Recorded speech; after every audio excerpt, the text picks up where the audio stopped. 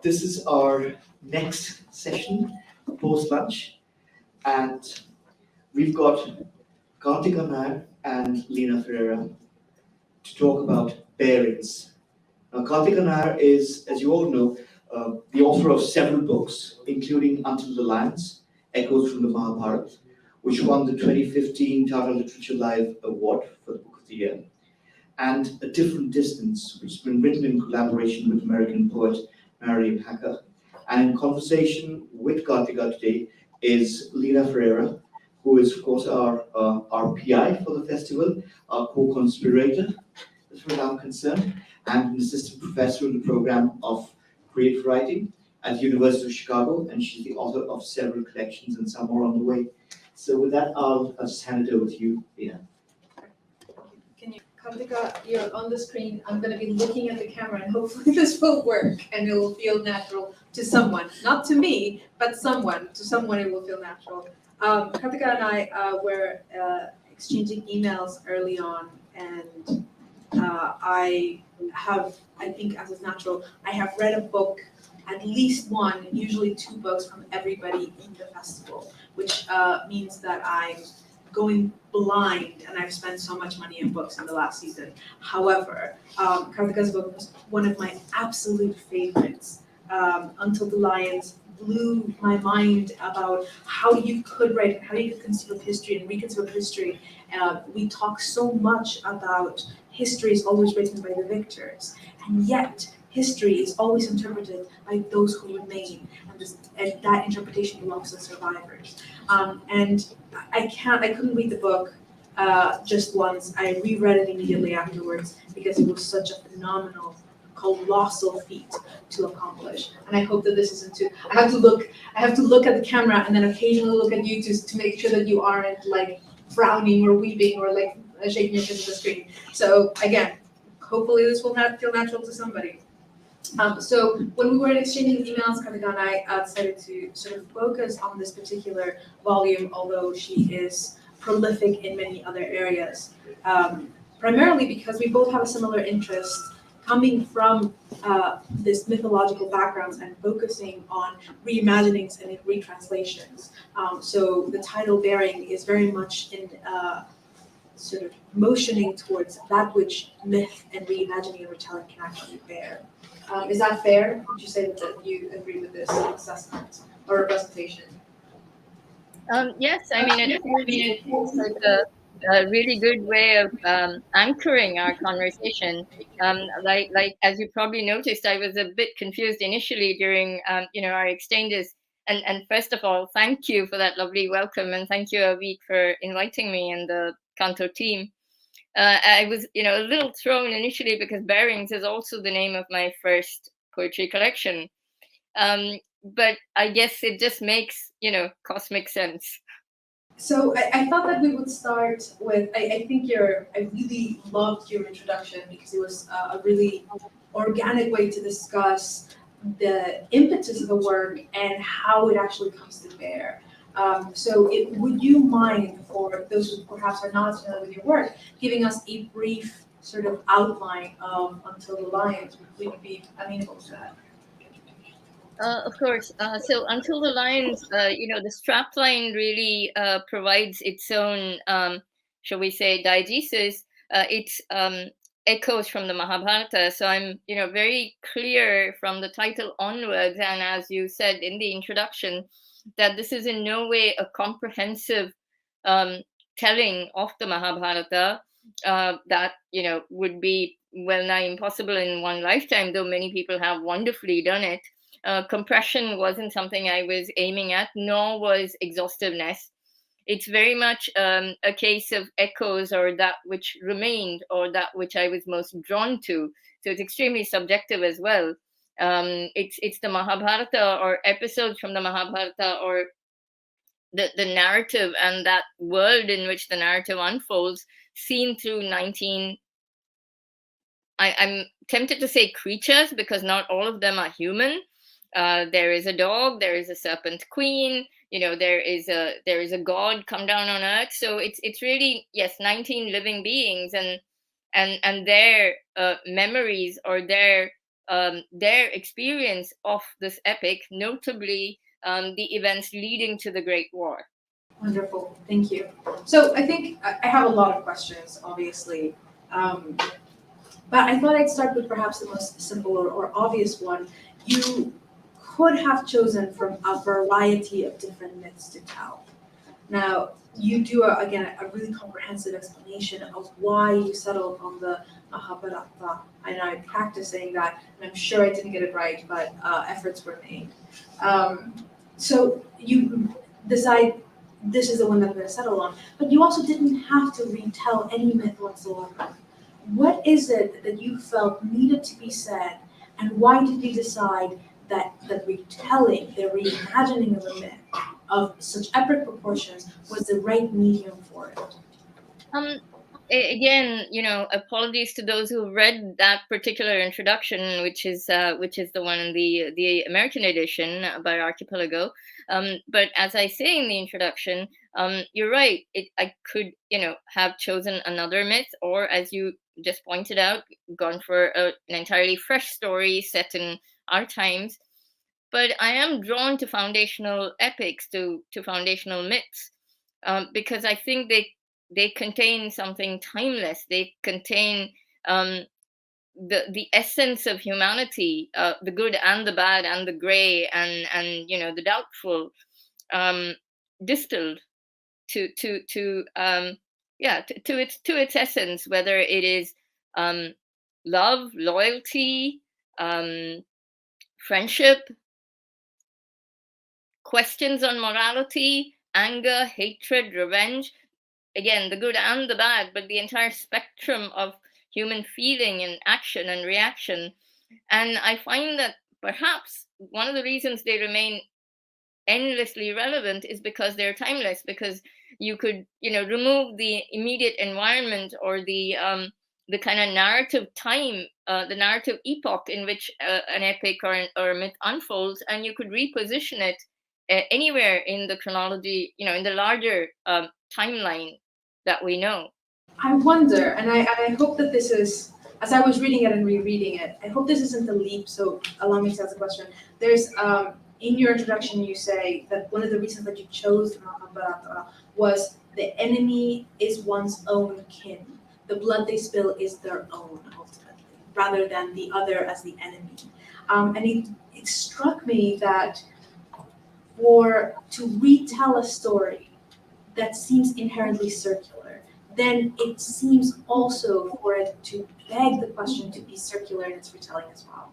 So, of course, it seemed to me, of course, you wouldn't go with one of the other epics that have so much of the other and the outside and the movement to sort of exit like that containment space. And I wondered if I was really stretching or hallucinating or putting that on you, or if it did feel like something that begged for that interpretation. Totally, because we are in an era, perhaps it happens in every era, but ours is the one that I know intimately, where othering is I think sort of the besetting evil that we're facing over and above everything else. It seems to be at the crux of all conflict, or most conflict, is our capacity to other. I mean, humanity has some things going for it, the imagination and empathy being two great qualities, but we also seem to have this inherent capacity to other, and that othering, to me, seemed to be really the plinth on which most excesses, most dominant narratives, most absolutism and fascism seems to have springboarded. And what I find extremely relevant about the Mahabharata is the fact that again, the antagonist is sort of one's own fold, and that antagonist, and also what constitutes one's kin or one's fold, keeps changing. So there's nothing permanent in kinship, and that was also fascinating for me. I have to ask, you also, why did you choose, initially you said it would be 18 female voices, correct? I remember correctly? And then there the introduction of a dog was certainly a surprise, a delightful surprise, but a surprise nevertheless. Would you be able to talk a little bit about the transition or the process that went from that firm sort of declaration of the project that you were going to take on versus the project that really sort of came into being? Yes, it was a, thank you for that question. It's quite wonderful, and it's a reminder that a book is never going to be what you think it is going to, what it will become when, even when you're writing it. And you're right, I had very fixed ideas in the beginning. I was certain it was going to be 18 female voices. I was certain in the very initial phase, and thank heavens and earth that that didn't happen, that I was going to, switch through, sort of travel through history, as it were, transposing each chapter into a known historical era, which would have been terrible. I mean, I'm sure that can be, that can be and has been sort of attempted by people with great success, but I think I would have made a hash of it. So I thought of 18 female voices initially because it seemed like, the women were the most marginalized. But as I was writing it, I realized that it's never as simple as that. There are soldiers, there are, low caste, low born soldiers who were made to sacrifice their lives in this belief that they were going to get out of a system of caste. The women weren't the only collateral. And while the Mahabharata keeps getting, told and retold as it must through various perspectives, there are fewer ones which attempted from a non-human perspective. And as I mentioned in the same introduction, my primary inspiration, my primary catalyst for attempting this was the great, great Arun Kolatkar's Sarpasatra, in which he tells the Mahabharata primarily through the eyes of the serpents who are sacrificed, and whose narrative, whose sacrifice bookends the canonical Mahabharata, the Sarpasatra. And in a way, this was an extension. I mean, I would not presume to say it was anything like a sequel, but Shunaka's voice, the dog's voice, was my sort of doffing of the hat, as it were, to Kolatkar Sarpasatra, and also to a great, great canine in fiction, Sarpasatra's Ug. I mean, not Sarpasatra's, Arun Kolatkar's Ug in the Kalaghoda poems, who is a dog with, very forthright opinions and of suave demeanor. And I like to think of Shunaka as Ug's literary descendant. But facetiousness apart, about Ug, and that's not really facetiousness, but anything droll apart. I was really tempted also to measure the cost of kingdom and supremacy through the eyes of the non-humans, and Shunaka seemed really well positioned because the canonical Mahabharata, references canines several times at several key points. So I hope that it's okay to ask a bit of a craft question. As you know, like there's a question that comes up a lot, especially like in the classroom, where the notion of inspiration, like what will the text do versus structure. And you strike me from this book as an author that thinks a lot about structure and form. And I have several questions on that alone. But how do you negotiate sort of like that, those two forces when you come into the creative space? The sort of like the impulse to add more, to go with whatever flow, to change and to move and to be mutable and flexible, and to remain within the boundaries of a work and to be methodical about it. How do you negotiate those two? I'm not so sure I negotiate, because for me, structure, form is integral to my writing. It's of course different for every person and for every poet. But I also come from dance, where form is often, content. There isn't really a dichotomy between the two, because how you do something is also what you produce, if that makes sense. And very often my primary references come from stage. But not only, I came to poetry entirely from the outside. There was nobody to tell me that something was, kosher or not, or something was now considered ancient or outdated or current. So everything that I picked up was without these litmuses of value, and I went with what seemed the most convincing a form, literally and figuratively, to occupy, to tell a story, because I am primarily a storyteller. Even when I'm just playing with words and it's an entirely abstract poem, there is a story I'm telling. And when it's a story as complex as the Mahabharata and as polyphonic, I definitely needed form. And form, for me, is what really came to my rescue. I think I would have been sort of totally sort of at sea without that particular buttress I had, because I did want to have 19 voices which were different, which were entire in themselves. And as a writer friend told me afterwards, and I hadn't really thought of it in such absolute terms, but she said, they could have all sounded the same. At the end of the day, they're all grieving mothers or wives or lovers or daughters, which is terrible. I mean, it's terribly reductive, but I did want them to have that quiddity, and I say this often. Prose writers do it brilliantly. I think My Name Is Red by Orhan Pamuk was an early, inspiration. It's just a phenomenal book where every character just comes out as an entire living, breathing creature, even when it is a coin, even when it is a horse on a within a painting, or the color red, the eponymous red. I don't have those skills. What I did have was a sort of entire arsenal of poetic forms, both existing and ones that I invented would be presumptuous of me, but say that I borrowed from dance.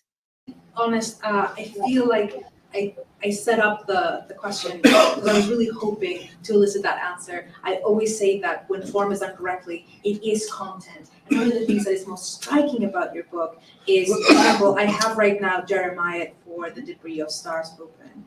And it's such a striking shape that you are creating. And the next section is going to change. Some are basically prose poems, and then there is this beautiful, strange enjambment in the last section that he feels almost reminiscent of Mallarmé, A Throw of the Dice, for example. So in my reading, my experience was that you were creating character just through form, just through formatting. And I was hoping that you might be able to speak a little bit on that, or tell me completely that I'm wrong if that's the case. Again, I can't see your face when I look at the camera.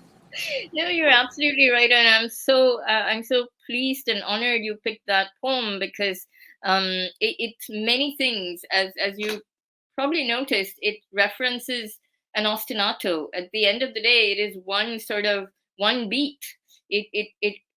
It just builds on A Curse on You. That refrain is taken on and on and on and on till its ultimate end, where the curse turns on the divinity themselves, the divinity who is the protagonist. So it goes on from, it encompasses the universe from A Curse on You to A Curse on Me, traversing all of existence in between. Because to explain that a little bit, I should footnote it by saying this is one telling of the Mahabharata that probably exists, only in one particular geography, in one particular culture. I'd referenced the version of the Aravan story, which is in the 9th century Tamilian telling, the Perakavemba, where Aravan, son of Arjuna, is made to sacrifice himself before on the eve of the Kurukshetra war. And he sets 3 conditions. And again, within a kind of marginal telling, this is an even more marginal version, which is practiced by the Kutandavar community. So they believe that he asked that he, even if he sacrificed himself, should be allowed to witness the war till the end. That he should be allowed. Yeah. So and then one of the conditions that he said is that he should be wed, and he should be allowed to wed and bed a woman before he kill himself. And obviously every woman in the kingdom refused, because nobody wanted to be widowed the very next day. And so Krishna, the god incarnate, says he would transform into a woman, fulfill the promise, fulfill the vow, wed and bed Aravan, and then mourn him, because that was another part of the demand. Mourn him like no woman had ever mourned her lover before. And Krishna does that, and Jeremiah for the debris of stars is actually a two-way transformation. It is God incarnate become going from male to female, but also going from a divinity to a human being, and having to experience love and consequently loss, and then realizing just how difficult it is to be human. So the visual format, um, for me, was something like a cosmic heartbeat. I wanted to trace the pulse of God, and therefore consider it the pulse of the earth or of the universe, transformed into a visual, and at the same time contained within this ostinato, within this one slightly varying beat of a curse, a curse, a curse. So I have a question. In it, perhaps it's um, because I enjoyed it so much. I'm curious about your notions in terms of accessibility. Were you envisioning someone when you were writing this? For whom were you writing if you were writing for somebody? For whom were you not writing if you were not writing for somebody? And who did you ultimately wish or hope would end up reading this book? Oh, that's such an excellent question, and I'm not sure I have an answer, in the sense that there's always a you addressed in most of my poems, outside of Until the Lions, and they're usually written to one changing second person. I mean, it's never the same person, but it's usually just addressed to one person, whether imaginary or real, or conjured up for the purposes of the poem. In the case of Until the Lions, um, if the question is more about who did I think would sort of get it, I really did not think of that. Um, Satyavati is, it varies from narrator to narrator. Satyavati is addressing all of the readers of the existing Mahabharatas. She is addressing the readership of her son, because she's sort of course correcting. So there's a certain there's a certain visit. It was a bit like inhabiting different voices. So I don't think I'm not trying to sound abstruse, but I don't think it was so much of whom I was addressing as whom each character was addressing, if that makes sense. It's a far more complex answer to what I thought was a pretty simple question, which shouldn't surprise me considering what you produced here. A follow-up question to that. According to your introduction, it took you about 5 years to compose this. Is that correct? Yes. Five and a half, nearly Apologies. 6. Yeah, 5.5 between the time I sort of had the idea. The first 2 years were spent entirely reading and watching and listening to existing Mahabharatas, or all the things that I thought, or the people around me thought could feed my understanding of the epic and of what I wanted to do with it. And then about 3.5 years of writing, during which there was more reading and watching and listening going on, of course. But yes, altogether it took about 5.5 years. And the funny thing is, in the 7 years or so since the book was published, it's never really left me, because it just keeps getting adapted, which is kind of wonderful. I was delighted because I loved it so much when I bought it and read it, and I was delighted that you were still willing to talk about it. Most writers are like, "Oh, I wrote that 2-3 years ago. It's gone. I don't think about it anymore." So I was really happy that you were eager to engage with it again. I was hoping, because you mentioned this a little bit in your introduction, from all of those different versions and interpretations, would you be able to speak about those that were most influential? And if it's possible to intrude as well, would you be able to talk a little bit about your writing rhythms and practices? Do you write in the morning? Do you write in the afternoon? Do you write in the evening? I'm very curious to see how you elicited different voices from yourself. If you were writing particular voices, particular characters in a moment in a space with certain words, with certain places, because it was so convincing.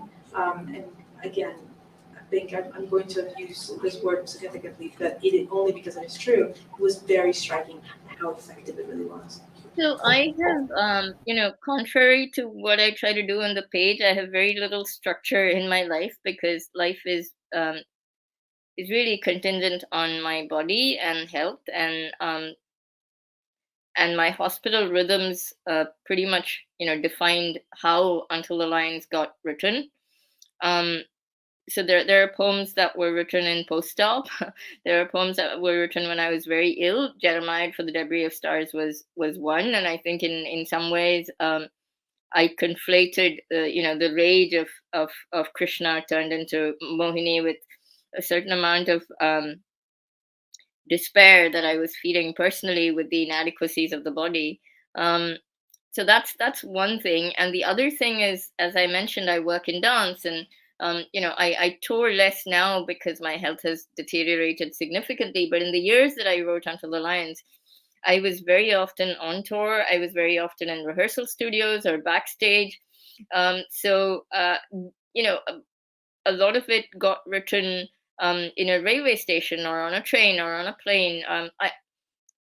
Basically because writing time is so scarce and it is so precious because I don't know when a the body lets me write, and b when you know especially in those years when I was a hands-on producer, when my day job would sort of give me the space to breathe and to write.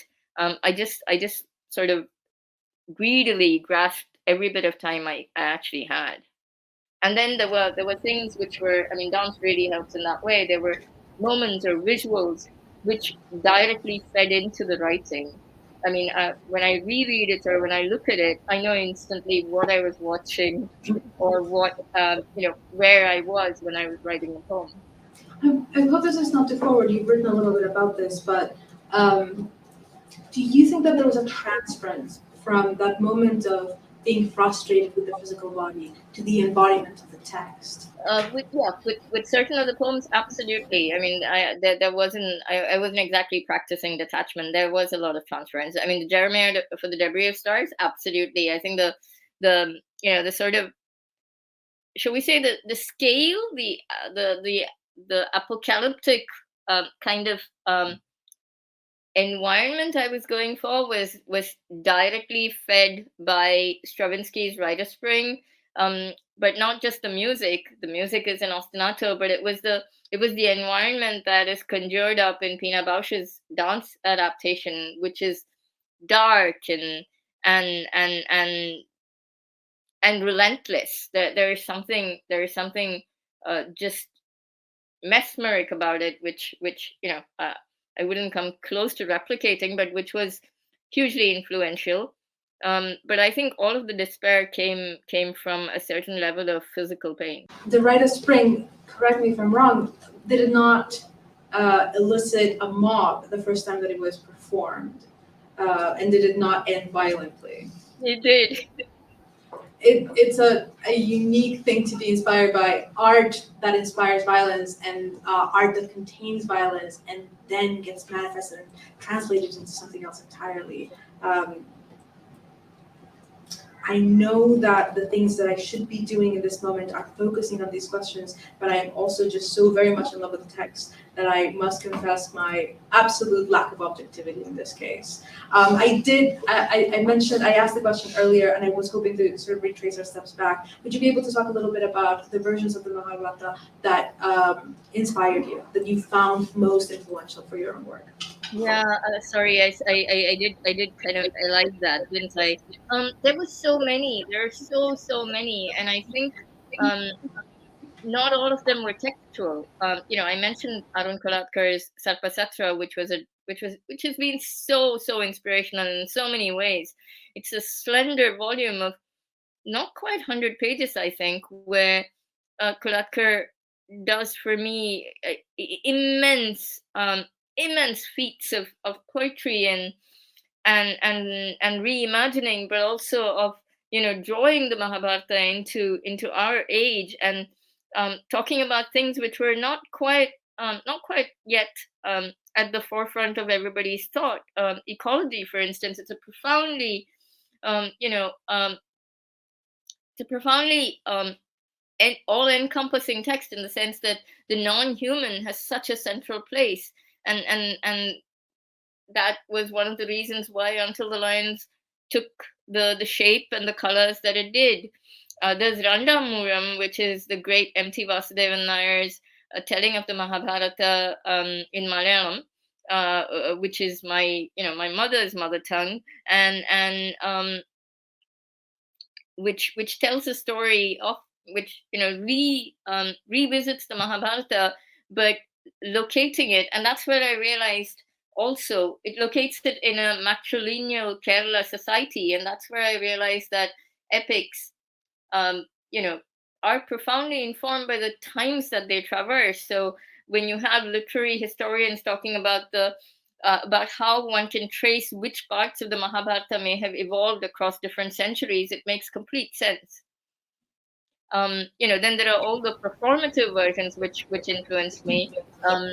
Peter Brook's Mahabharata, not just as a reference, but also as something that I was responding to in resistance to certain of the arcs that his theatralization took. It's a magnum opus, and I think as a theatrical feat, it is extraordinary. But I did feel his Amba was short shrift, got the short shrift. And so my Amba Shikhandi narrative is in direct response to that, and very consciously I remove all the known figures from that final confrontation with Bhishma. There is no Krishna, there is no Arjuna. In my telling of Amba Shikhandi's ultimate sort of act of claiming justice from Bhishma.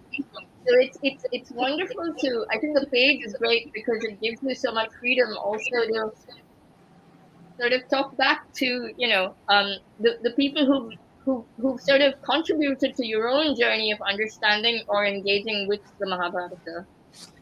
Were there any voices that you excluded? Were there actually more voices, and that perhaps there were more animals, and then you decided against cutting them, or against keeping them rather?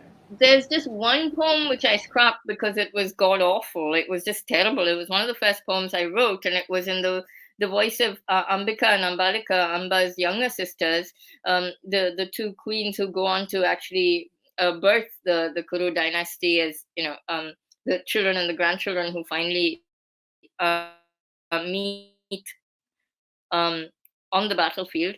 I'd written it as a pontoon, and it was terrible. It was just terrible. And I spent 2 out of 4 weeks of a residency I had in Toji Foundation in South Korea, writing it and just being deeply, deeply dissatisfied. And then I scrapped it, and that's actually when the Satyavati voice came. So they helped me develop, the diegetic voice in the epic, and to have that vertebral column to which all the other voices kind of come together as ribs, or as the rest of the ossature. So it was actually good that I did something so terrible. That was the only voice which I wrote and did not make sense. I had a long list initially, which had a lot of other characters, but none of which spoke to me, I think, with enough urgency or immediacy. And one other, which was a deliberate, a case of neglect. I did not attempt Draupadi because hers is the female voice that is most present in the epic, even in the canonical epic, even as she is wronged, and is the voice that one sees most in tellings and retellings and adaptations. And I thought what was more interesting for me to attempt was Draupadi as seen by the other women whose lives are impacted by her. That's really interesting. Again, it comes back to like the idea of, I'm really glad that you used this. You seem to me to be a truly methodical writer. There is so much structure. There's so much intentionality in this. But you described it as, I cut it because it was god awful, which isn't methodical, which isn't it's particularly visceral, right? Like, it is a bad poem. I take it out. So I'm curious if you created rules for yourself as you were writing this book, or if the rules emerged and made themselves manifest as it was happening. Oh, that's an excellent question. Um, the forms kind of the forms were instinctive, but out of a certain, I guess, Cartesian approach. Um, the forms were chosen for what they did. So, for instance, the canzones, because the rules kind of just cried out for Kunti, who is generally considered the embodiment of motherhood, and an unending ocean of love, but whom I also saw as extremely purposeful, relentless, and implacable in a sense in her ambition for her sons. And I wanted something which would convey all that focus, that almost superhuman focus, for her entire family. And I thought the canzone, where you have 65 lines, comprising, 7 stanzas, um, 6 stanzas of 12 lines, and one envoi of 5 lines, where you're repeating the same 5 end words. So it's almost as though all her attention revolves around those 5 words, which are the enjambment into each successive line. And so there were things which were absolutely obvious. There were things which were less obvious, like the Jeremiad was not something I had planned as a Jeremiad. I didn't know that I would be writing to the beat of this epochal work of art, which has been about his Rite of Spring. Um, in fact, I'm not even sure I knew it. When I began it, and then you have a certain world that you can see, and it's so fortunate that mine was staged, and so I knew what kind of light and what what the earth looked like, and so on. So it's a combination of things. I always knew, for instance, that what could I say? I mean, when I look back at the notes, for instance, the poem that I scrapped, I wanted it to be a pontoon, because there's this back and forth, which I thought would be good for 2 voices. And actually, that's my inadequacy. It was just awful.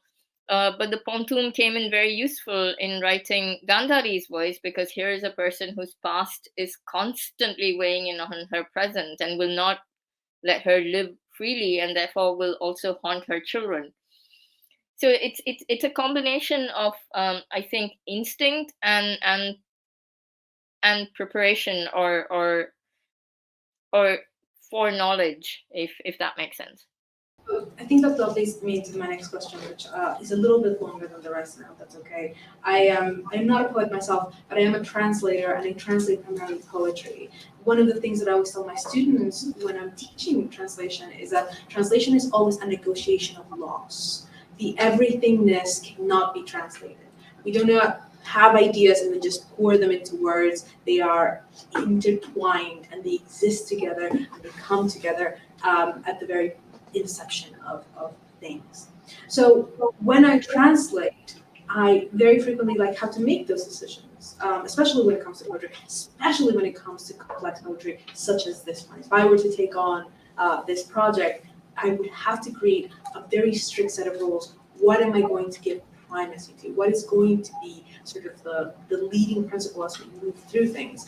Is the shape going to be important for me to maintain, or in the set of orders and hierarchies, where is shape, where is form, where is meaning, and even within meaning, what am I trying to preserve above all else, or really disinter from the words that are given to me in a particular poem.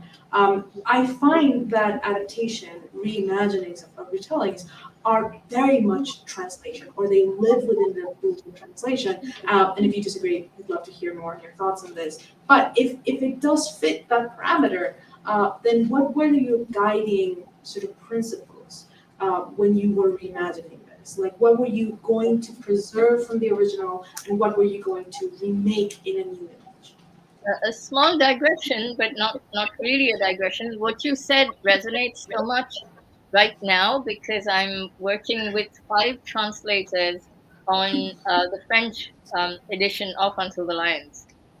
And one of the reasons I waited 8 years was to find an editor who would understand why I wanted, 5 or 6. We'd initially thought 6 translators, because of the multiplicity of voice and form. And it's such a riveting process because I back and forth with each of them.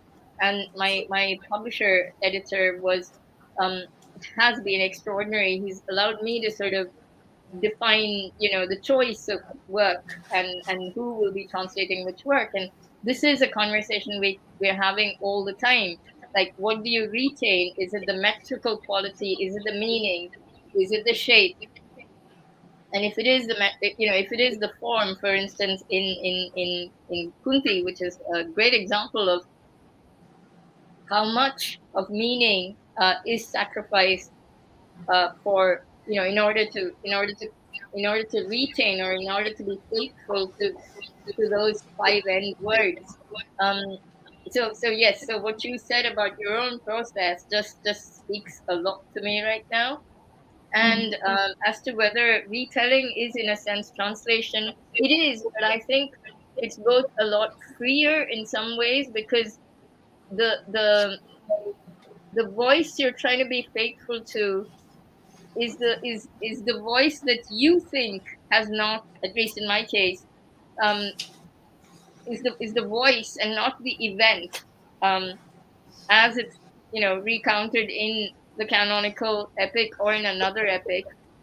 I've never strayed much from the events themselves, because if they weren't in the canonical, they are in regional tellings or they are in a theatrical adaptation. So I've stayed faithful to events, and then I've built an interiority.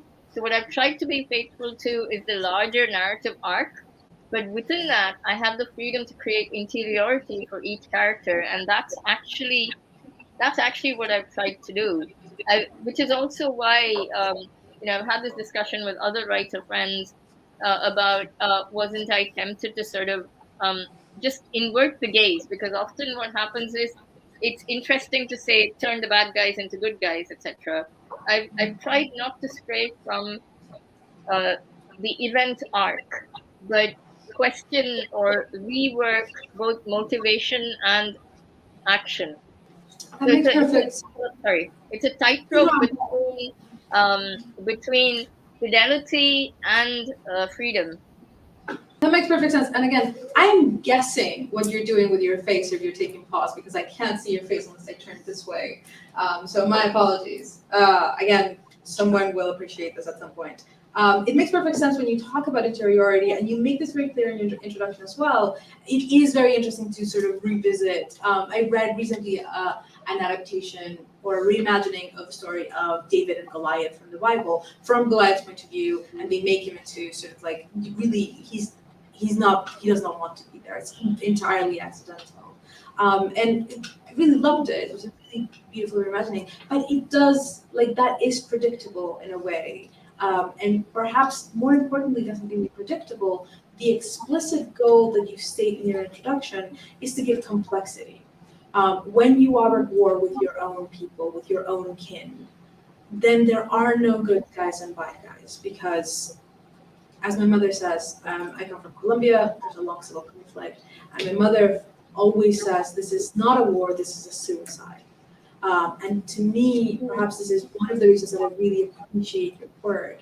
It's that distillation of interiority that creates the complexity of that battle. It isn't the event of the accomplishment, you can be faithful to that, but it's the interiority, truly, that would lead someone to read this. Otherwise, they can just read one of the many versions of Mahabharata that does that work for them anyway. Is that fair, would you say?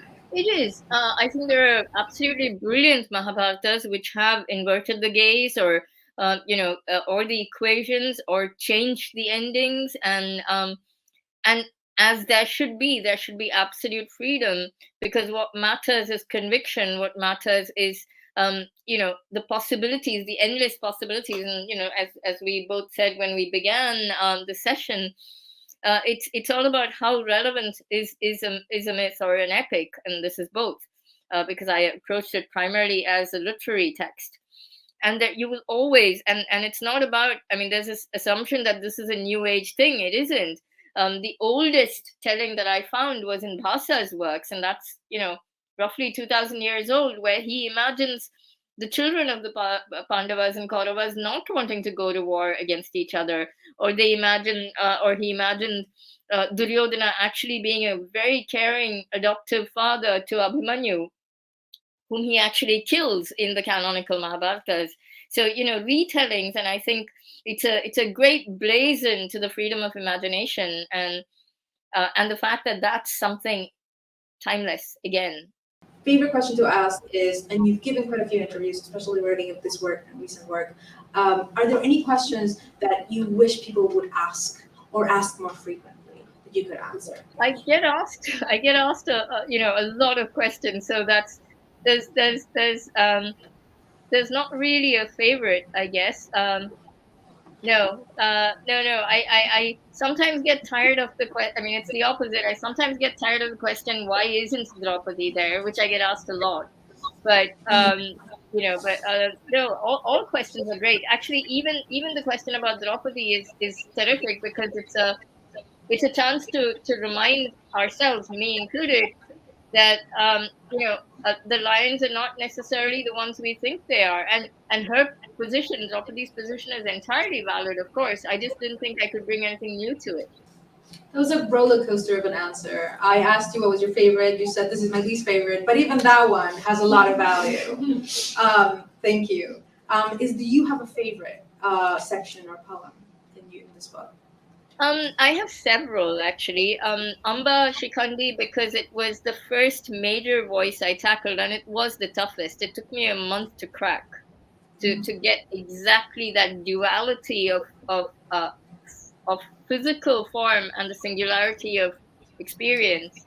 It took me a long time to create that exactly, not the writing itself, but the structuring. So just for the challenge that it was, I love that. And I think I love the fact that so many adaptations come from that segment. Both Akram's dance adaptation, um, the opera adaptation that Thierry Peku and Shobna Jaisingh did last year, a few of the more the younger adaptations by students in colleges, etc. So I'm quite fascinated by how much that voice seems to have resonated with other people as well.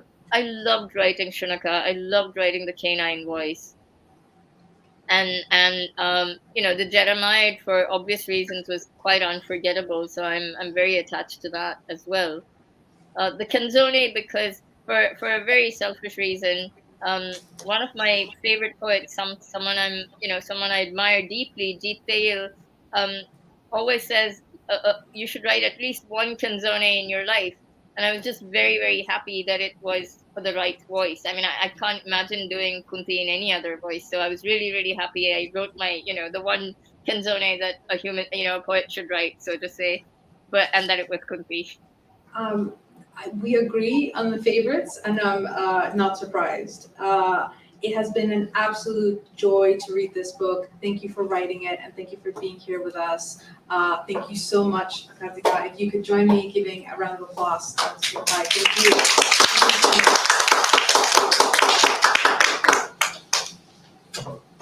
Thank you, Lina. Those were extraordinary questions, and it was such a pleasure to be in conversation with you. We're 2 for 2 on CANTO. Thank you so much. Okay, bye.